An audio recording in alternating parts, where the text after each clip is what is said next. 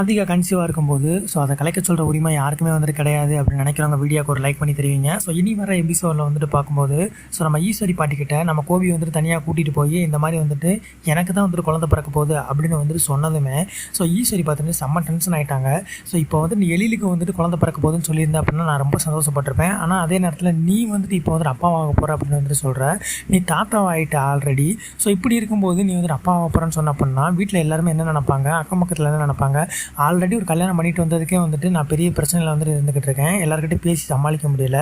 நீ இப்போ அப்பாவாக போகிறேன்னு தெரிஞ்சது அப்படின்னா எல்லாருமே என்ன பேசுவாங்க அப்படின்ற மாதிரி சொல்கிறாங்க. அது மாதிரி ராதிகாக்கிட்டே சொல்ல போகிறாங்க, அந்த மாதிரி கருவை கலைச்சிரு அப்படின்னு சொல்லிட்டு. அவங்க ஸ்ட்ரைட்டாக மூஞ்சில் டிஜாப்பில் ஒரு விஷயத்த சொல்லிடுறாங்க. கருவை கலைக்க சொல்கிறதுக்கு உங்களுக்கு உரிமை கிடையாது, எதாக இருந்தாலும் பார்த்தீங்கன்னா நானும் கோபி முடிவு பண்ணணும் அப்படின்னு சொன்னதும் ஈஸ்வரி பாட்டி மூஞ்சில் ஒரு ஷாக் தெரிஞ்சுது அப்படின்னு சொல்லலாம். உங்களோட கருத்தில் எதுவாக இருந்தாலும் மறக்காமல் கான்பாக்ஸ் லீவ் பண்ணிட்டு அடுத்த ஒரு ப்ரோமோ அப்டேட் தெரிஞ்சுக்க சப்ஸ்கிரைப் பண்ணி வச்சுக்கோங்க.